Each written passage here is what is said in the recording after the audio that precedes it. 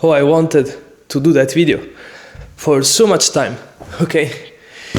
This video has no edits at all, it's not entertaining, and I'm not sorry for that because there is so much value, okay? I have a script here on my phone, so I'm going to look at it sometimes, okay? So today we talk about the topic of bad form and how you can use it in your training to enhance your progress in planche and front lever or any skill in 2026.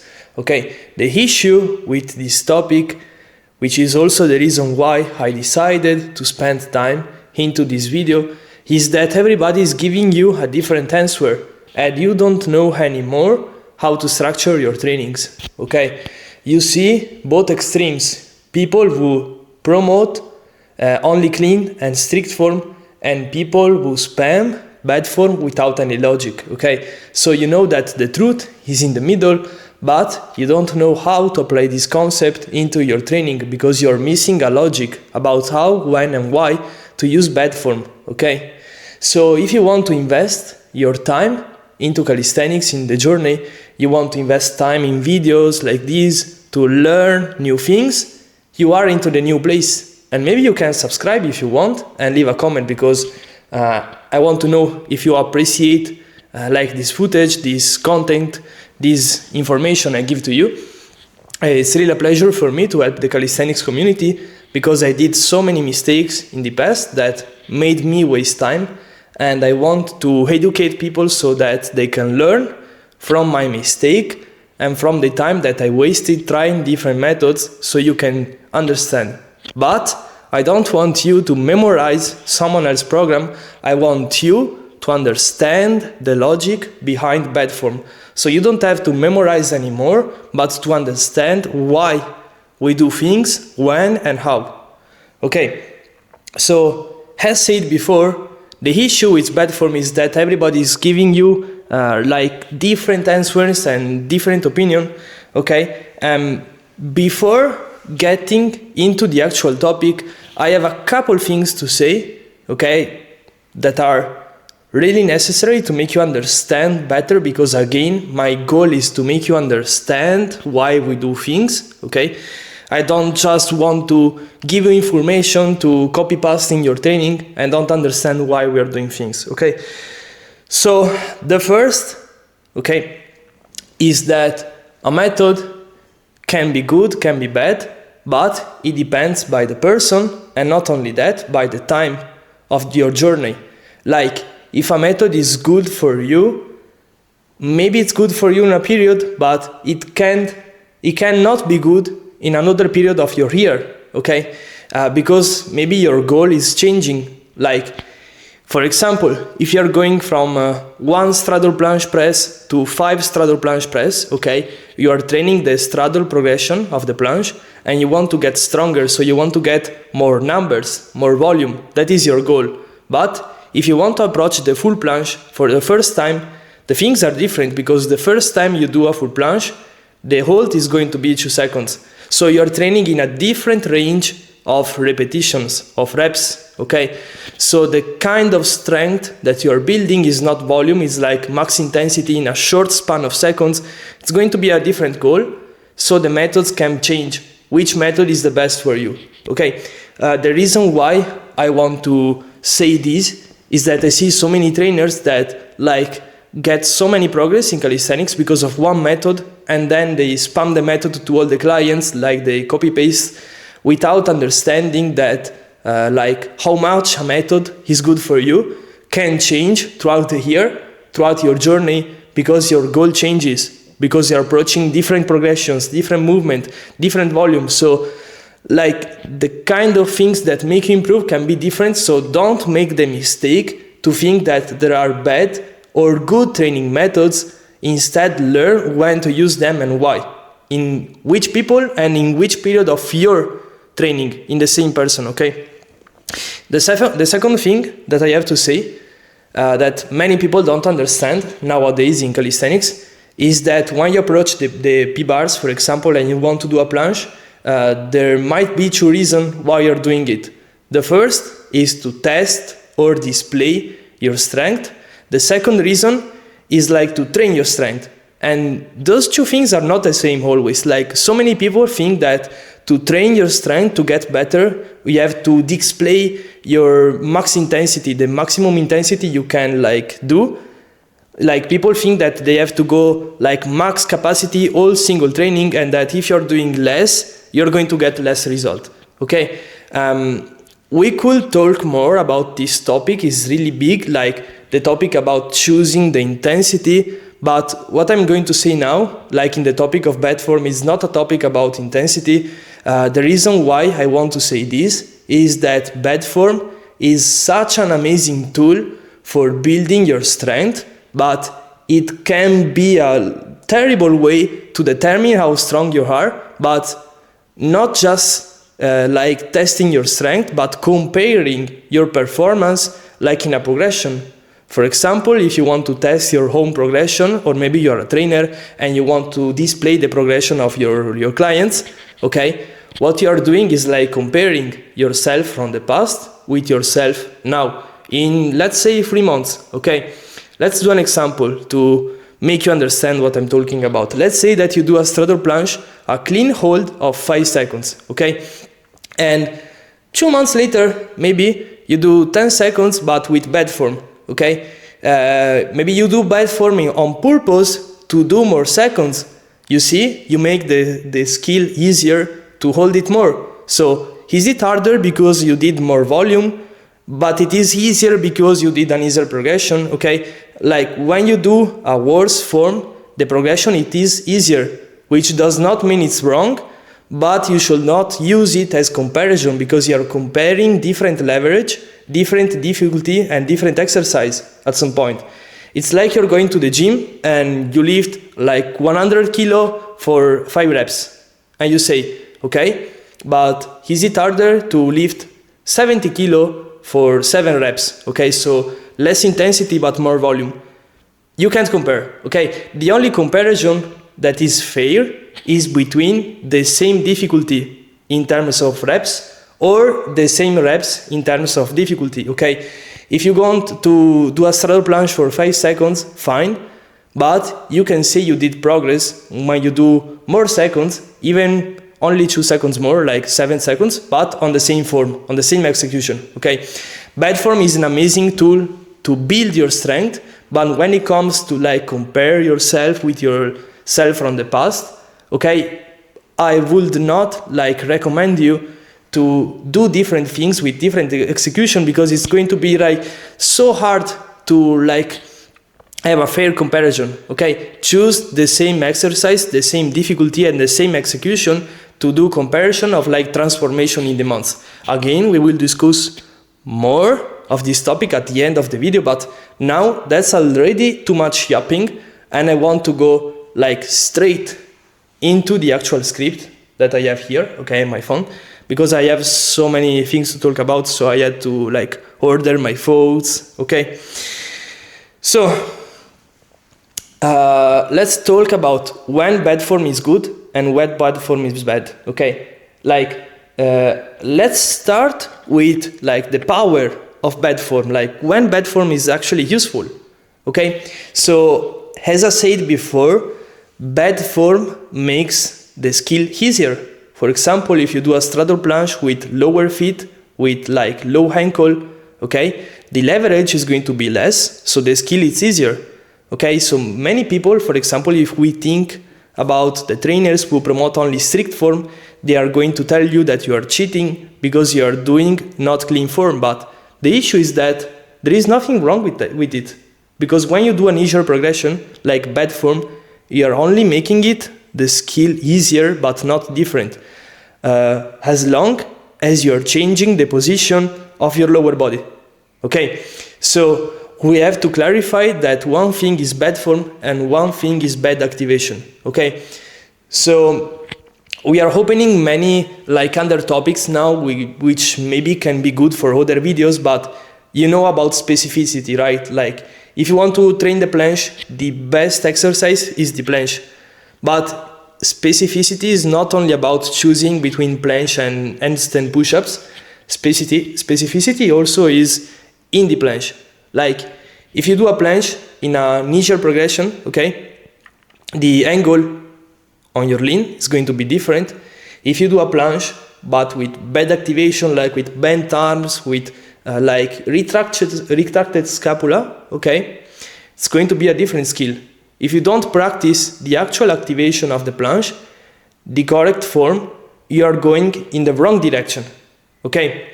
So to simplify this, we could like talk about upper body and lower body, because this is it at the end, okay?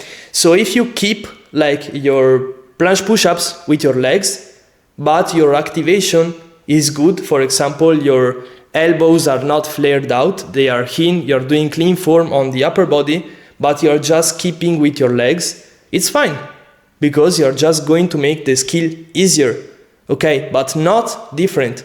When you do, for example, a plunge press with your bent arms, you can be perfect with your line, you can have straight legs, like really clean form, but if your arms are like bent, okay, and there is internal rotation, you are not training anymore the flexion of your arm, the actual gesture of the plunge. Okay, it's not going to be the same anymore. So it is important to understand that when you do a back activation, you are going out of specificity for no reason, and you are only going to get like damage from it, okay, in your progress. One good example, one really common discussed topic is going from advanced stack to straddle plunge, okay, which is a point in which so many people get stuck, and the reason is very simple, because we have been taught for years like the method of like tack plunge, advanced tack plunge, straddle plunge, full plunge, but the issue is that those methods have been told by people who are short. And why do we talk about being short? Because when you are not saying tall, but let's say average, okay, there is so much difference in the leverage between the advanced stack and the straddle, okay? The gap between the two progression is just way too much. And this is why so many people have a hard time going from the advanced stack plunge to the straddle plunge, because the gap in between is way too big for like 99% of the population. And that is one example in which bad form can be your friend. Because, for example, that is one way, but there are many ways, this is one. As long as your upper body is clean, your scapula is in, your arm is straight, your elbow is straight, you're not bending your arms, you could approach like a straddle plunge with lower feet. Like imagine like your shoulder, your hips in line, but your feet down, but with straight legs, okay? It is a bad execution, okay? If you go in a competition, they are going to tell you that this is easier than a straddle plunge, so they are going to give you less points, but we are not in a competition, we are in training, and the only rule is that it works, okay? And the reason why I say this is because there are so many trainers, at least in my country, that are like thinking only about strict form and clean form, and the reason they do this is because they think that we are in a competition and that there are rules. Maybe they did too many competition, I don't know. But when you do a straddle plunge with lower feet, you're only creating a progression that is in between an advanced stack and a straddle plunge with a correct line parallel to the ground. Okay, so this is one example in which like bad form can be useful, because it creates a new progression in between the already existing one. Okay, one other example of the usage of bad form is keeping. And why do I talk about keeping? Because first we were talking about like an isometric hold, and now we talk about dynamic exercise. Okay, let's take an example. Let's talk about plunge push-ups, for example, okay? As I said before, the only thing you have to care about is like how much clean is your upper body, because if you go with elbows flared out because you have internal rotation, that is just bad. There is no reason to do that, okay? It's going to make the thing worse. You are training the wrong trajectory, you're risking injuries in your rotator cuff, but we can keep with our legs, okay? And why should we do that? Because we want to make the skill easier, right? But we can put bends, okay? why can't we put bands, but we can also do bed form with our legs? I mean, the two methods are both correct, in my opinion, but one cool thing about bed form is that bed form is decided by you.